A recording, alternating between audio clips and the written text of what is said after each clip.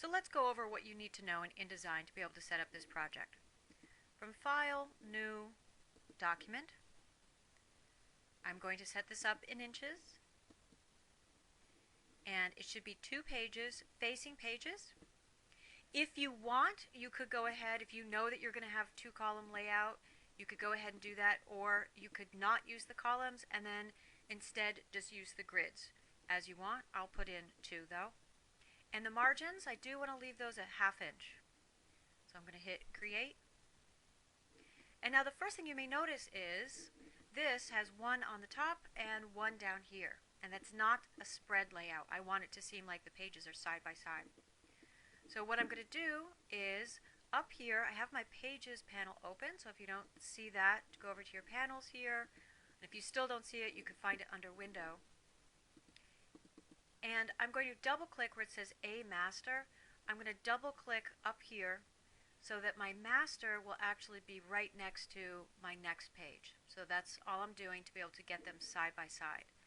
So versus if I ask for my master to be up here, then I'm going to have the one page, kind of like this would be a book cover starting up here, and then I'd start having them on my spread.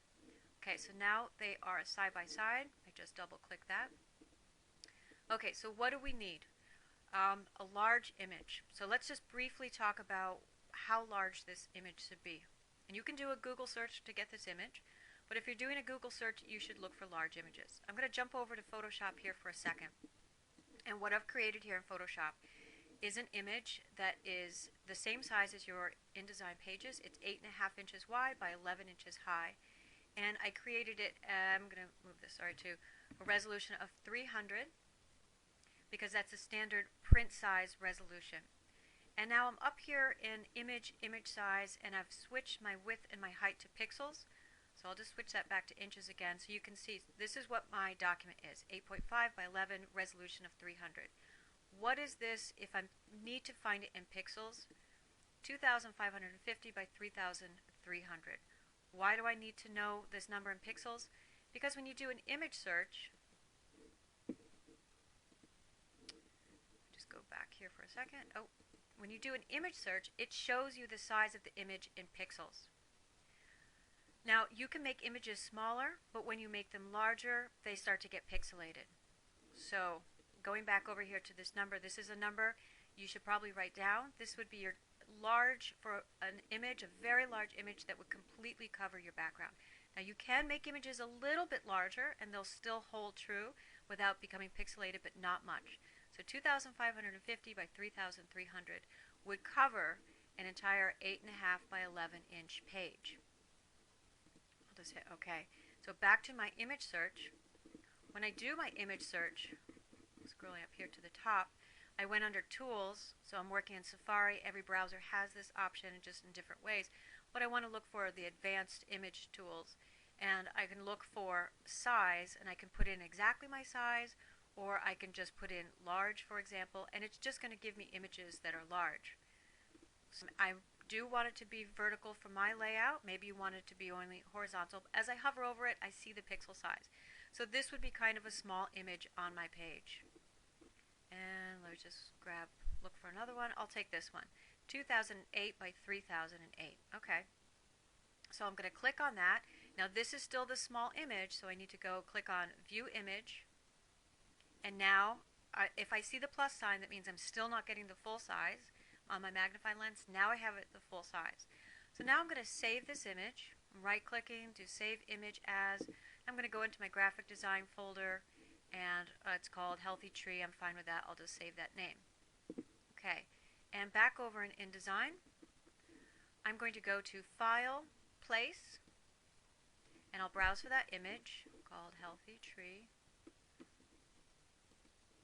Click on Open. Now we've seen this before, it's the same thing in Illustrator. It's kind of a little thumbnail of that image is following me around. Now what I'd like you to do is first just click. And when I click, it brings the image in at its true size, the size that I saved it as. I'm not making it any larger or smaller. So this is just telling me how large my image is, and I see, if I put it up here, it's a pretty decent size. I would have to just make it a little bit larger to get it to be the full size. So I'm going to undo that. And I did undo instead of delete, so I still actually have it there, that thumbnail attached to my cursor. So this time I'm going to click and drag over so I can get it to fill, and when I let go, it fills it in. Oh, I went a little bit larger than I intended. Let me just do that again. Okay, I can still click on it and adjust it. Once I click and I get the kind of orange lines, then I can actually adjust the size of the image and have it scale it up larger for me.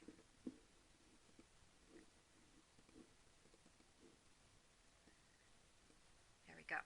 Okay, so all of the stuff that's outside of the page will not show up once I render this as a PDF. So I want to make sure I'm just lining it right up to the middle of my page here.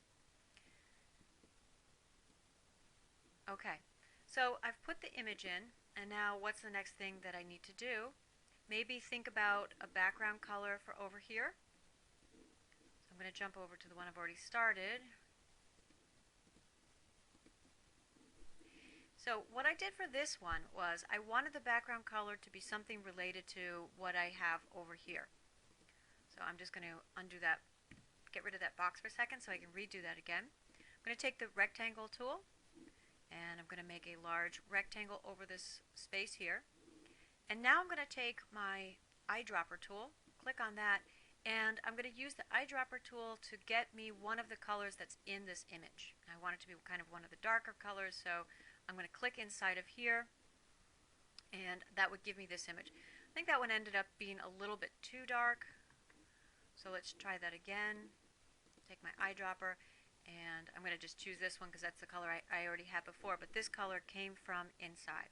Okay, so I make a selection, I take my eyedropper tool, and then I can click inside so I can get one of the colors. So this is how we're going to form our unity.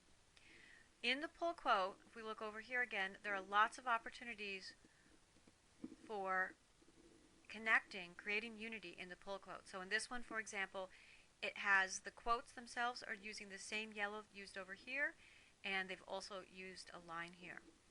But in our particular image, I think what would be nice is if this green is the same green that's over in the image. So let's just say, for example, I want my text to have that same green. So I'm going to type in the name, I'll just type in trees.